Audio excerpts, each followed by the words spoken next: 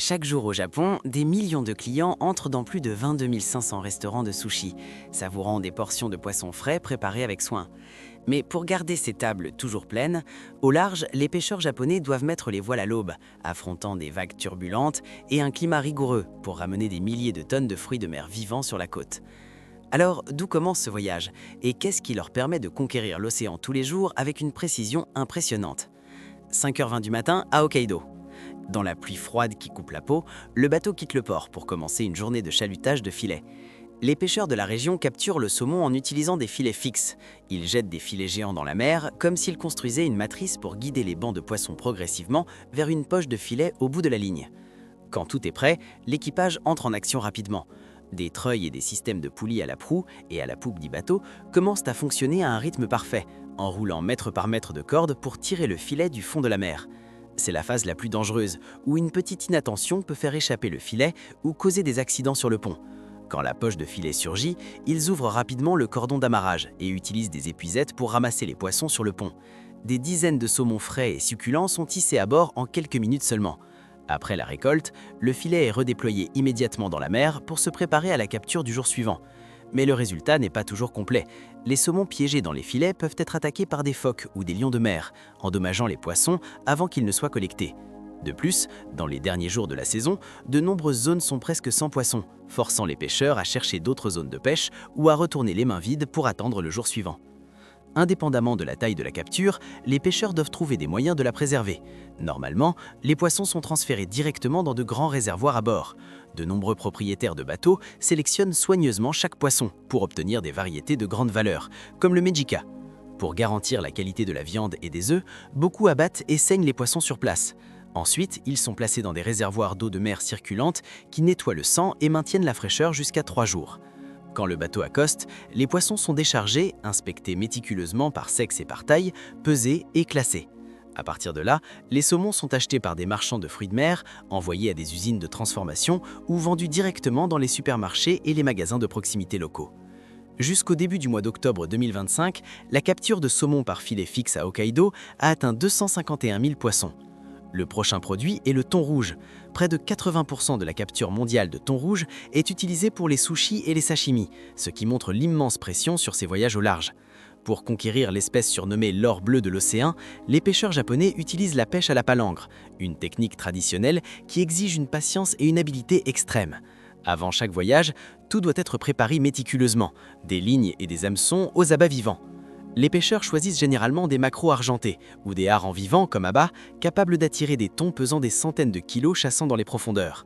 En arrivant à la zone de pêche, des lignes de plusieurs kilomètres de long, avec des centaines d'hameçons attachés le long du fil, commencent à jeter à la mer. Chaque opération exige une coordination synchronisée absolue entre les membres de l'équipage. Ce qui suit est une attente prolongée, qui peut être mesurée en heures ou même en jours. Pendant cette période, les pêcheurs font face à d'innombrables risques, des changements climatiques imprévisibles, des tempêtes soudaines, des mers violentes et des menaces de l'océan, comme des requins ou d'autres prédateurs. Chaque voyage est un pari à haut risque avec la nature. Mais cette attente est immensément régressive, en particulier lorsque des thons rouges pesant des dizaines ou même des centaines de kilos mordent à la bas. Dès que le poisson est hissé à bord, les pêcheurs doivent éviscérer immédiatement pour ne pas compromettre la qualité de la viande. Le poisson est ensuite transféré vers les compartiments de conservation. Dans les navires modernes, il est congelé rapidement à -60 degrés C, garantissant la fraîcheur pendant tout le voyage de retour vers la côte. C'est exactement ce processus rigoureux qui donne au thon rouge une valeur commerciale extrêmement élevée, avec des prix de gros, des qualités supérieures, variant typiquement de 8 000 à 10 000 yens par kilo. Le pic a eu lieu en janvier 2026, lorsqu'un thon rouge de 243 kg a été vendu pour un record de 510,3 millions de yens, équivalent à environ 3,2 millions de dollars américains au marché de Toyosu à Tokyo. Après de nombreux jours à errer sur la mer, des tonnes de fruits de mer arrivent finalement sur la côte. Mais seuls les survivants comprennent vraiment. C'est le résultat de dizaines d'heures sans dormir, de mains congelées et de corps pleins de blessures. L'hiver est aussi le moment de récolter des captures de thon de haute qualité. La région du Pacifique Centre-Ouest continue d'être la plus grande source de thon, représentant environ 57% de la production mondiale, transformant le lieu en un véritable champ de bataille pour les flottes de pêche industrielle. 58% du volume total de thon commercial mondial est capturé avec des scènes tournantes. Le filet géant est jeté à la mer dans un arc circulaire couvrant une zone allant jusqu'à 20 hectares, assez pour envelopper un banc entier en mouvement. Quand le banc entre dans le siège, les marins tirent des cordes à travers des anneaux métalliques à la base du filet, le serrant comme un sac à cordon géant, bloquant le chemin pour que le thon ne puisse plonger et s'échapper. Le filet est tiré vers le haut. Les poissons sont rassemblés et préservés immédiatement sur le navire. Les navires modernes sont équipés de radars et de sonars permettant de détecter des bancs à de longues distances. Mais quand plusieurs navires s'approchent du même cible, la tension commence. Les capitaines doivent communiquer et négocier pour déterminer les droits de pêche. En haute mer, où les règles ne sont pas claires, toute décision doit venir d'esprit froid. Sinon, le désastre peut se produire. En 2019, 2 navires de pêche qui sont partis du port de Pago Pago et des États-Unis sont entrés en collision en mer en raison de négociations infructueuses. Heureusement, personne ne s'est blessé, mais les coûts de réparation ont atteint 8,3 millions de dollars. Outre les méthodes industrielles, la pêche à la canne existe encore comme une confrontation directe entre l'homme et la mer. Les pêcheurs attachent des appâts artificiels à la canne, se tiennent debout ou assis le long du bastingage et lancent continuellement. Quand le thon mord, ils tirent avec force immédiatement et le jettent directement dans la cale, continuant jusqu'à atteindre la production désirée. Ce travail exige une endurance extraordinaire. Garder la même posture pendant des heures, répétant le même mouvement au milieu de vagues incessantes. En échange, c'est une profession à revenus élevés. Aux États-Unis, un pêcheur de thon à la canne peut gagner un salaire moyen allant jusqu'à 85 000 $ américains par an. La récompense pour ceux assez forts et persistants pour tenir jusqu'à la fin. Le trésor de la mer inclut un autre fruit de mer, le poulpe. Un voyage réussi peut rapporter 900 000 avec seulement 6 tentes de poulpe en moins d'une semaine. Cette valeur colossale, avec la demande incessante du Japon, de la Corée et de l'Europe, a transformé la pêche au poulpe en un pari tentant. La méthode la plus commune est la pêche avec des casiers pour les espèces plus grandes de poulpe. Chaque voyage commence avec la préparation de l'appât. Des sardines ou des anchois congelés sont placés dans de petits sacs en filet pour éviter que de petits poissons ne les dévorent avant que le poulpe n'arrive. Ensuite, les pêcheurs attachent les casiers à une ligne principale de 2 km de long. Une ligne comme celle-ci peut porter jusqu'à 65 casiers. Ils jettent la chaîne de casier à des profondeurs d'environ 150 mètres ou plus. Les 2 extrémités de la ligne sont marquées avec des bouées, des flageaux et ancrées avec des briques lourdes ou du fer.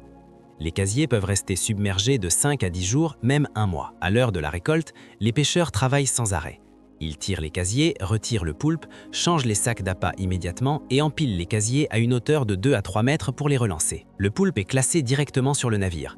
Les plus grands doivent être séparés en raison du haut territorialisme pour éviter les bagarres ou le cannibalisme. Ils sont gardés vivants dans des réservoirs d'eau froide à environ 7 degrés ou emballés dans de la glace immédiatement pour garantir la qualité. Outre les casiers, le poulpe peut être pêché avec des turlides. Les pêcheurs utilisent des cannes ou des lignes à main avec des appâts artificiels pour attirer le poulpe.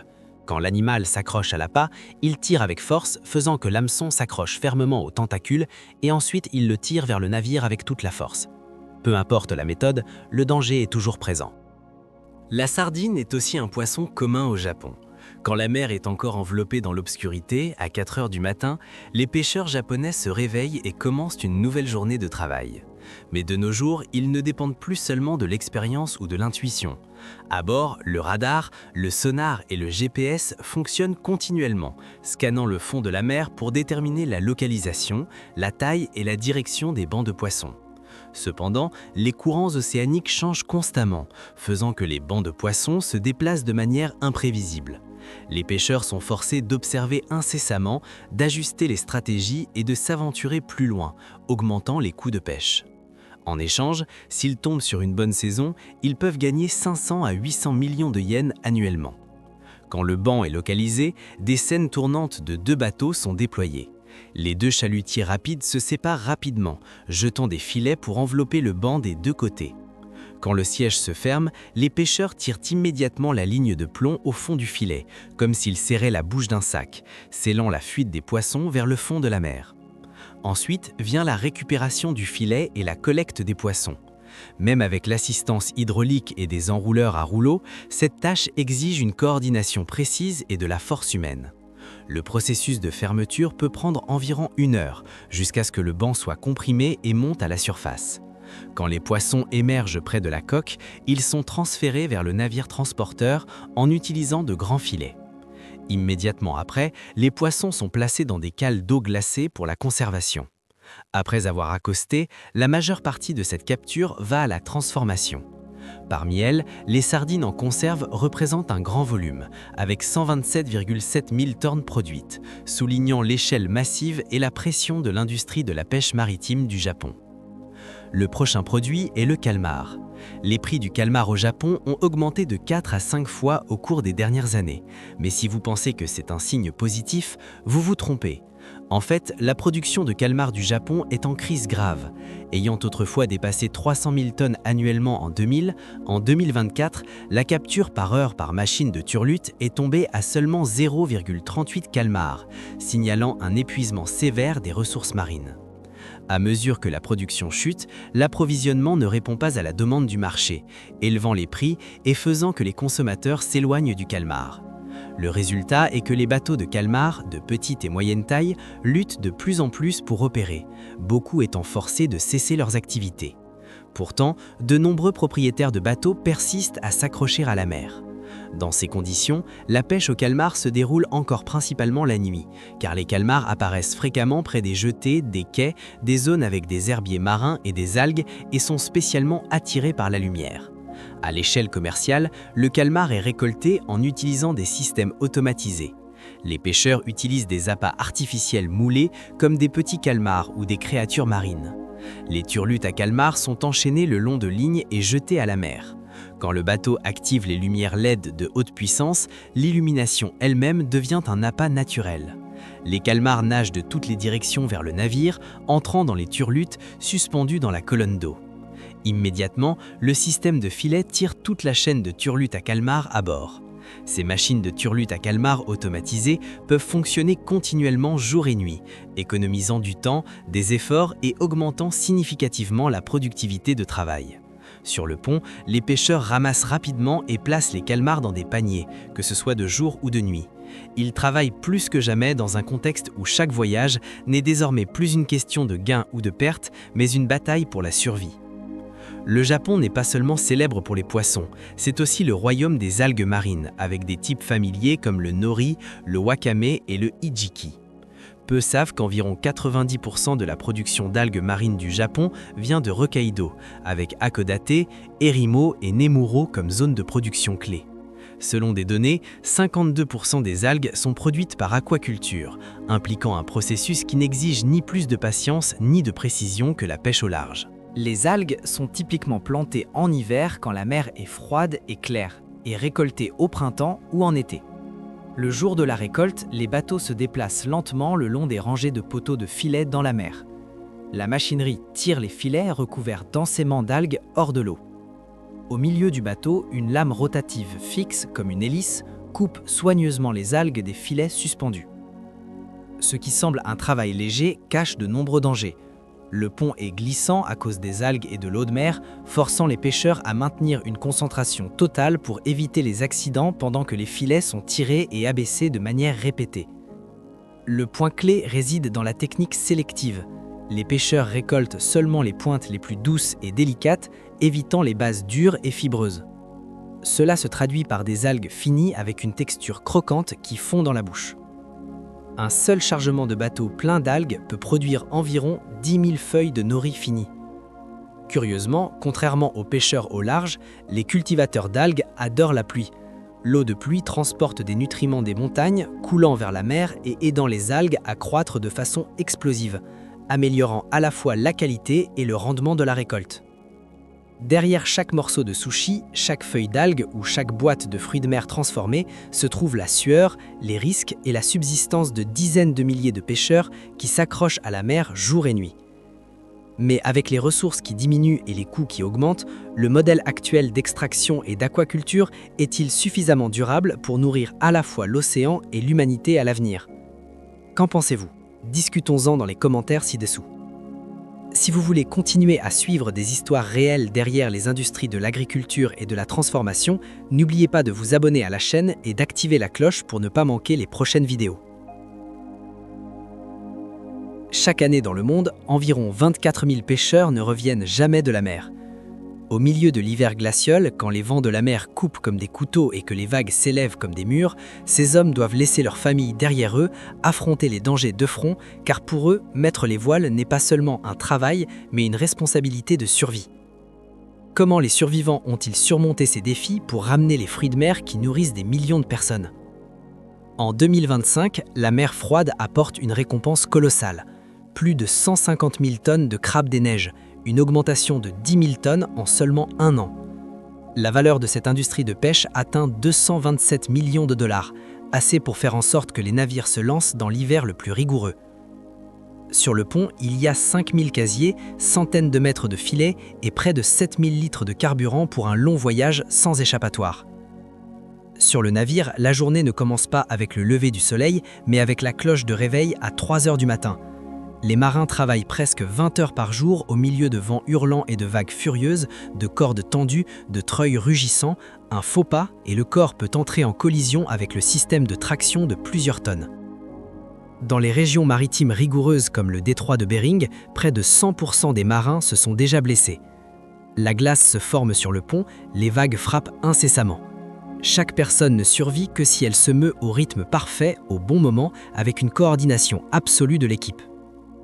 En utilisant des chaloups de fond, le navire jette les filets à des profondeurs de 200 à 400 mètres avec des câbles de plus de 1000 mètres de long traînant sur le fond de la mer pendant près d'1 heure. Chaque chalutage peut capturer plus de 150 crabes, mais cela signifie aussi des minutes tendues en tirant le filet au milieu des vagues agitées. Plus complexe est la méthode des casiers. Les casiers sont jetés à des profondeurs de 400 mètres, marqués avec des bouées individuelles et laissés là pendant une semaine entière. Au retour, rien que tirer la corde du fond de la mer prend 10 minutes et chaque levée de casier peut durer jusqu'à 2,5 heures. Sur le pot gelé, les crabes sont classés instantanément, en fonction de la taille, de la couleur et de la dureté de la carapace. Ensuite, ils sont immergés dans l'eau froide de 3 à 5 degrés ou emballés dans de la glace pour garder les crabes frais et vivants.